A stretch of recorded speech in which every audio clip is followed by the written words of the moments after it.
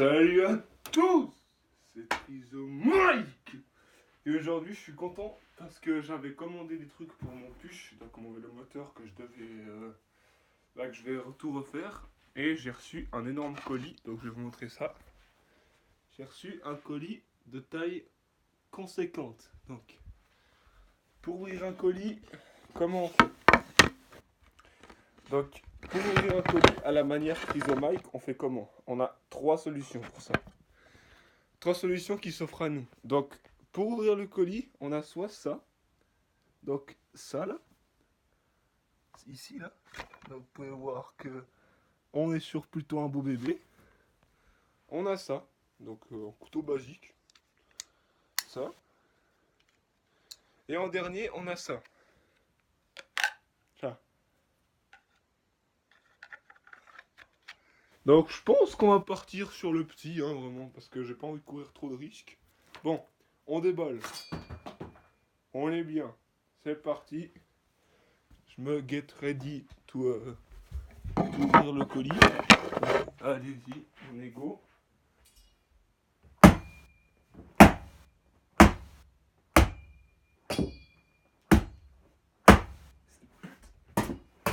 C'est que les Allemands ils emballent bien en fait. Du coup faut déballer. Alors pour déballer, hop, on déballe gentiment les petits papiers qui certifient que c'est bien moi qui ai commandé les bombes, bordel de merde, voilà. Les taxes.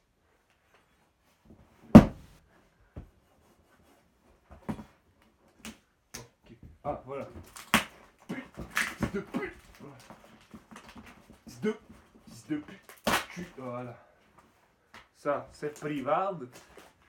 Maintenant on est prêt pour faire tout le bordel. Allez, c'est parti. Je vais vous caler quelque part pour que vous puissiez bien voir. Donc là, il est bon. Alors, pour ouvrir,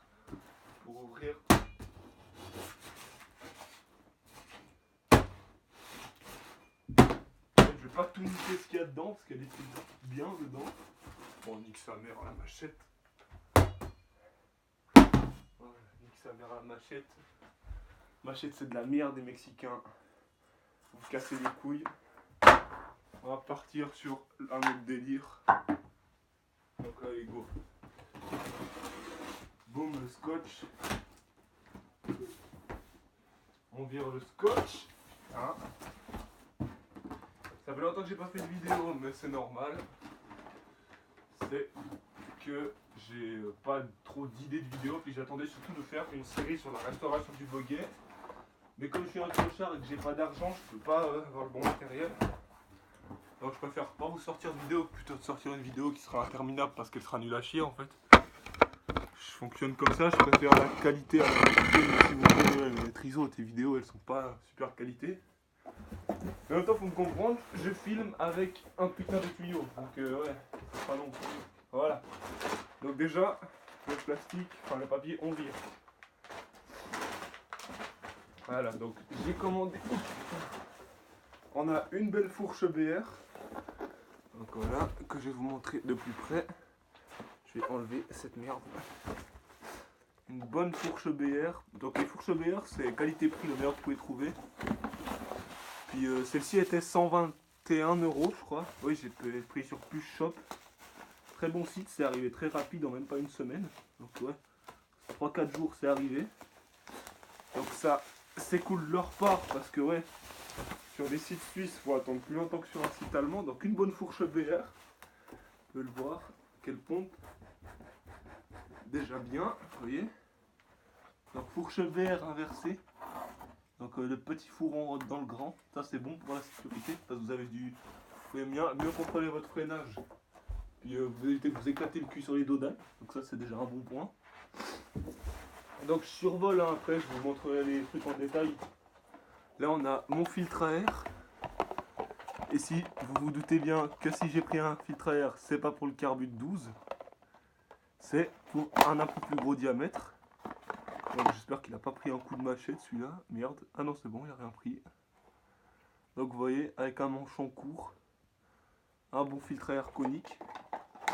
Donc je suis content parce que c'est arrivé super vite, puis tout est là, ça a l'air de tout être là, donc c'est déjà bien. Deux bons pneus, parce que le pneu que j'avais avant, je l'ai fumé, quoi, il est presque mort. Donc je ferai un burn pour le finir, je pense. Mais j'ai de nouveaux pneus, deux bons pneus qui coûtaient pas cher et qui ont du bon grip. J'ai vu qu'ils étaient recommandés. Après ça, on a quoi? On a... Ah, voilà la partie intéressante.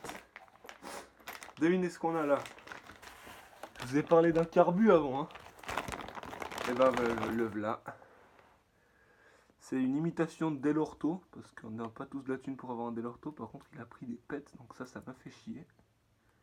Ah non, ça va, c'est juste des défauts de fabrication. Donc pas super bien fini, hein, mais on s'en bat les couilles, parce que pour le prix que ça vaut, celui-là il valait 70-80 balles, tandis que si je voulais prendre un Delorto, ça valait 140 balles. Donc excusez-moi, mais on chie pas des diamants, j'ai déjà dit ça. Et là, on a tout ce qu'il faut avec, la pince, et tout le bordel, quoi. Donc carbu 17,5 pour les kits 45 de 43,5 à 45, c'est ce que je recommande parce que vous avez une bonne accélération et une vitesse de pointe plutôt correcte.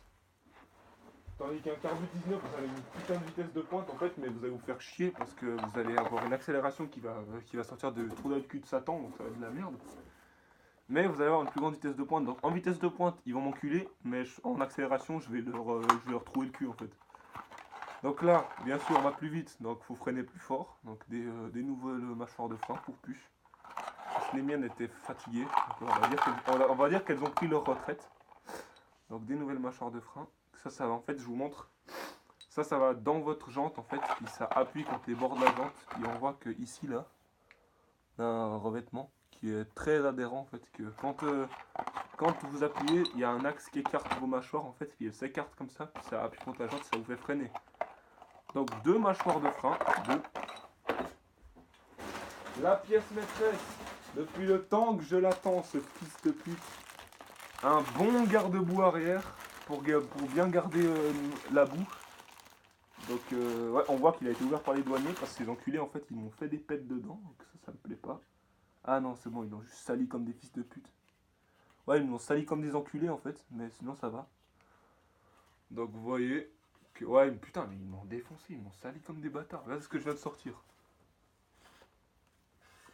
Donc un nouveau garde-boue chromé bien sûr, parce que ouais, on aime le chrome, on est des kékés ici. Donc un garde-boue, ceux qui me disent ça sert à quoi, je le bannis en fait. Donc un garde-boue c'est pour, comme son nom l'indique, c'est pour garder la boue de toucher votre dos en fait. Ah voilà, j'avais oublié. Que serait un carbu sans sa pipe d'admission? Donc une pipe d'admission pour carbu 17.5, un peu plus basique. Carbu, pipe d'admission pour 17.5. Donc j'ai pris ce carbu parce qu'il était moins cher que les Delorto, puis parce qu'il était bien fini, donc la pipe on va voir c'est une énorme, elle est géniale quoi. Puis aussi parce que en fait il est adaptable avec les gicleurs de Delorto, donc tout ce que vous achetez Delorto vous pouvez l'adapter dessus. Vous voyez là que ouais, je sais plus quelle marque j'avais pris. Ouais les standard part les SP, puis en fait vous voyez c'est écrit là, focus. Voilà, Delorto 5 mm, 70, 72, 75, 78, 80, 82, 85, 88, 90, 92. Donc tous les gicleurs pour un carbu Delorto, sauf que là, c'est pas un Delorto, mais ça joue quand même. Normalement, ça devrait jouer, si j'arrive à ouvrir cette pute, s'ils ont pas mis du scotch. Non, je suis un triso en fait. Ouais. Mais en même temps, il faut s'y attendre vu mon nom, parce que comme je suis un connard, je sais pas ouvrir une boîte. Oh putain, ça va me faire chier. Ça va me faire chier lui. Voilà. On est content, ça mange pas de pain, putain, ça boit pas de vin. C'est mon expression favorite. Ne juge pas, ne juge pas. Tu me juges là, tu me juges. Tu me juges. T'arrêtes de me juger, hein, t'arrêtes. Sinon coup de machette dans ta gueule. Putain mais je suis triso quoi. Ah non c'est bon. Voilà. Et là, tu te rends compte que tu as des gicleurs d'enculés, donc des 5 mm, c'est des plutôt gros diamètres, hein, c'est quand même quelque chose, les gicleurs 5 mm, c'est pas rien. Et vous voyez que dès l'ortho, c'est pas des branleurs, parce que j'ai commandé une autre boîte de gicleurs il y a presque une année en fait, puis elle était genre, ouais, c'était de la merde par rapport à ça. Donc ça, je vais la ranger, j'ai à tous les coups coupé un orteil, ça va être très vite emmerdant. Donc, on range ça. Il y a quoi d'autre? Ce magnifique colis. On n'a rien d'autre? Non, il n'y a rien d'autre. Donc, vous savez la tradition, non, vous ne la savez pas parce que vous ne connaissez pas ma vie et que vous êtes des PD, vous êtes des gentils abonnés. La tradition, quand tu as fini un colis, tu plantes un petit repère discret dedans pour être sûr que personne le prenne en pensant qu'il est plein. Donc, vous voyez, mon repère, il est discret, on le voit presque pas. Ça ne mange pas de pain, ça boit pas de vin, ça nique la mère. Et bien sûr, vaut mieux mettre plusieurs repères pour être sûr que voilà, que personne ne le prenne pour un colis plein. Pourquoi? J'ai renversé ma poubelle comme un trimard. Attendez, vous allez me voir nettoyer ma poubelle, ça va être très vite drôle. Attends, une maudit Sprite. Hop là. Donc on va revenir en détail sur... Oh, j'ai oublié de vous présenter ça. On a aussi une roulement de cage à aiguille parce que il était pété sur mon Kik 45. On va mettre ça dedans, on a eu le temps d'éclater tout le reste. Bim bam boum badaboum. Donc c'est plutôt correct, hein, c'est pas non plus de la merde ce qu'ils m'ont envoyé. Donc je vous explique un peu le bordel. Hop, tac. Je sais plus exactement de quel côté ça va. Ok, j'ai trouvé. La pipe elle va de ce côté là. Donc d'abord, faut pas être trop con. Puis il faut mettre ça. Putain, j'ai pas pris le tournevis. Oh putain, moi c'est pas grave, je peux le dévisser à la main. Hop, boum. Oh là. Où est-ce que ce fils de pute de communiste est tombé? Ok, il est tombé à 2 cm, mais comme je suis complètement aveugle, plus d'être con, je ne le vois pas. Où est-ce qu'il est tombé où ce fils de pute? Où est-il tombé? Ok, bah attendez, je vais juste le rechercher. Ah, il est tombé là. Là, il est tombé dans le plastique, quoi. Donc vous voyez bien que il y a un contre-écrou à l'autre côté. Quand vous vissez, ça s'emboîte dedans directement. Donc ça va là. Donc ça va dedans. Si vous arrivez à le mettre, bien sûr. Évidemment. Attends, j'espère que j'ai pris le bon diamètre, ça va vite me faire chier sinon. Putain, vas-y là. Ouais, vas-y là, putain, pourquoi il rentre pas? Ah bah attends, je suis con, je peux faire comme ça. Je peux l'écarter un poil, juste un tout petit poil. Comme ça, il rentre mieux. Putain, mais en fait, je crois qu'ils m'envoient le mauvais diamètre, ces bâtards. Genre, le truc, il rentre pas. Ouais, il y a genre 1 mm ou 2 qui vont pas. Bah, du coup, je l'écarterai. Et je vous redirai ça d'ici là. Mais putain, mais en fait, ça, j'ai la haine là. Parce qu'en fait, s'ils m'envoient le mauvais diamètre, ça va pas le faire. Parce qu'un carbu sans pile d'admission, une équipe d'admission qui tient pas, c'est pas non plus la gloire, quoi. Hop, donc vous voyez bien que ça va là. Donc il y a la bague partout normalement, il y a ça. Donc ça va là. Et le filtre que je vous ai montré avant, donc celui-là, il va... Ouais, celui-là aussi il est vissé, donc il faudra le dévisser. Mais je pense que je peux le rentrer facile. Voilà. Et ça en fait, votre carbu quand il est monté, là il y a votre moteur, donc ça va vous tirer, ça injecte l'essence, et là ça prend l'air. Il se monte comme ça finalement. Ah non, ils l'ont dévissé là, c'est bon, du coup il va y dévisser finalement. Ouais, il a un manchon putain de court, je suis étonné. Je te voyais qu'il allait plus dans le manchon, mais c'est pas grave, je vais adopter ça sur le puce, donc je peux le tourner, c'est déjà ça. Donc le carbu, une cuve carrée, à partir de 17,5 ou peut-être même 16, c'est déjà des cuves carrées. Parce que ouais, les cuves rondes en fait, c'est pas assez spacieux pour ça. Donc vous voyez le boisseau à l'intérieur. Si je tire le câble, le boisseau remonte. Ouais, il remonte pas vu que j'ai pas le câble, il faudra de la force pour le remonter. Donc choc à la main qu'on peut dévisser. Vous voyez, choc ça pousse le flotteur en bas. Et vous le revissez. Hop là. Là. Après, ils m'ont envoyé, bien sûr, évidemment, si j'ai pas ça, ça va pas. La gaine, enfin le truc qu'on va passer dedans. Ça va ici. Je visse un peu, voilà. Ça va là, votre câble passe dedans. Puis après, il y a ça qui va ici. Hop, boum. Donc ça va là. Ensuite, ça va là-dedans. C'est fini pour le carbu. Tac, tac, et boum, ça va dedans. Par contre, je suis étonné qu'il m'ait mis le roulement de cage à aiguille avec d'autres trucs parce que j'aimerais pas qu'ils se pètent en fait avec. Donc s'ils me l'ont pété, je leur pisse dessus puis je chope. Mais ils ont bien fait le boulot jusqu'à maintenant. Donc c'est la première fois que je commande chez eux. Alors pour une première commande, je suis satisfait. Après voir si ça marche. Hop, donc on peut voir que la machette a bien fait son travail. Il n'a pas pris de coup le filtre par contre, c'est bien ça. Bam, hop, tac, tac, tac. Les mâchoires de frein maintenant, donc je vais vous montrer comment ça fonctionne à peu près. Donc faites-moi plaisir si vous quittez votre vélomoteur et que vous sentez qu'il freine plus très bien, bah changez les mâchoires, c'est la première chose à faire parce que peut-être qu'elles sont fatiguées aux mâchoires donc ça va pas non plus le faire. Donc vous mettez votre ressort ici, votre ressort là. Ouais, peut-être l'autre côté. Ouais, puis vous avez. Ouais, puis après il y a le truc dans la jante. Donc je sais jamais dans quel sens c'est bon, c'est merde. Ouais, c'est comme ça, c'est juste. Après, vous mettez votre deuxième ici et votre autre là. Tac. Et en fait, quand vous allez freiner, il y a deux axes ici qui vont venir écarter vos mâchoires, donc ça va freiner. Et il y a les ressorts pour les faire revenir en fait. Et vous mettez des ressorts. Les ressorts en général sont méga durs pour bien que tu ressentes ton feeling en fait de freinage. Là, tu ressentes en fait quand tu freines dans ta poignée. Donc, comme je l'ai déjà expliqué, ça s'écarte avec deux axes après. Après, on a la fourche EBR. Hop, EBR Racing, donc une marque italienne qui fait des putains de fourches et font des trucs de fou. Donc ça, c'est le modèle, un des modèles les moins chers, mais déjà, c'est un putain de rapport qualité-prix. C'est pas de la merde, donc ouais, ça coûte pas très cher. Et comme vous le voyez, marche plutôt bien. Donc les deux fourches sont indépendantes, donc je peux très bien pomper celle-là et pomper l'autre de l'autre côté, ou les deux en même temps. Donc elles vont un peu dur, mais c'est normal, c'est pour la route.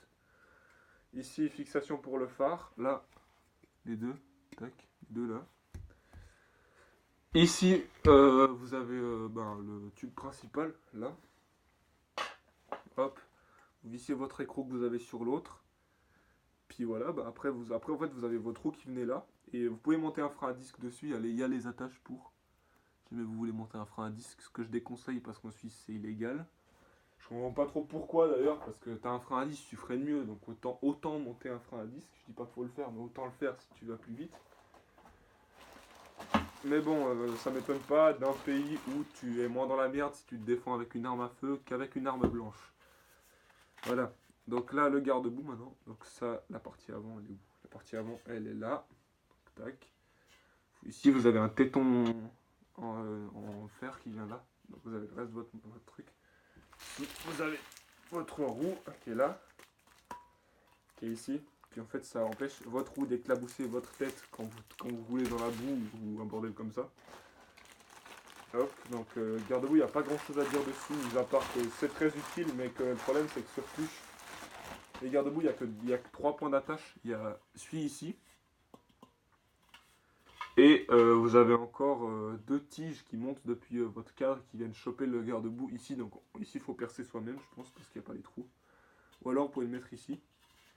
Et du coup, c'est la merde parce qu'avec les vibrations, forcément, ça se pète. Si vous avez, plutôt que vous avez un cadenas un peu lourd, si ça le pète, du coup, vous changez le garde-boue comme moi. Parce que moi, il était déjà scié, donc c'est pour ça que j'ai pris un nouveau garde-boue parce que je me prenais tout dans la gueule, même s'il n'était pas cassé.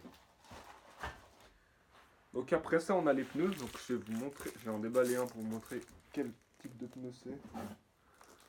Hop, non, pas celui-là. Je remets mon. Hop. Tac. Donc je vais éviter de couper la gomme, juste en fait couper le centre. Ça, je peux à peu près voir ce que ça donne. Donc mon couteau est très affûté, donc je vais éviter de trop peser. Là je vais couper la gomme en fait, donc c'est pas le but. Pneu tout neuf, t'as pas tellement envie de couper ta gomme en fait. Voilà. Tac, on le dénude, on se démerde. Et bien sûr, refoutez votre déchet dans votre carton, sinon votre mère va vous enculer avec, avec le rouleau à pâtisserie, comme dirait Super Connerie. Donc là, on va continuer à couper.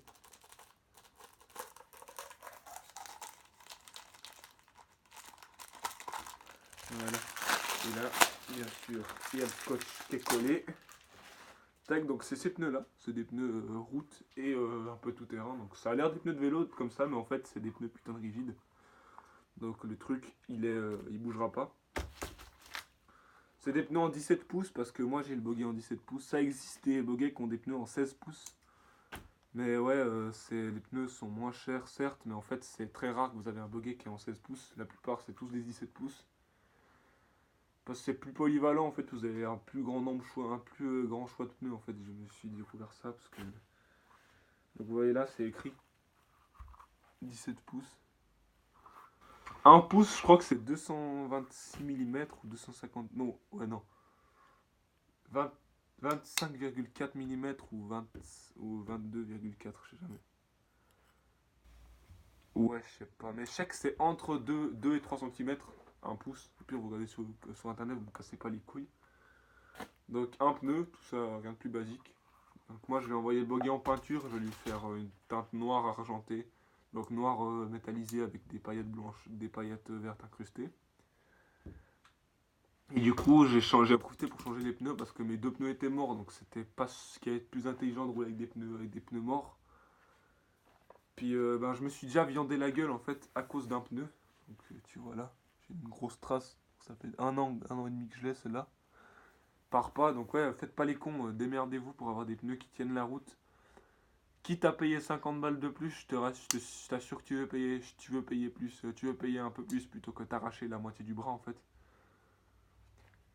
Puis j'ai pris des pneus qu'ils pouvaient encaisser maximum 120 km/h. Donc ça c'est cool parce que ouais, prenez pas des pneus quitte à payer un peu plus comme je vous dis toujours.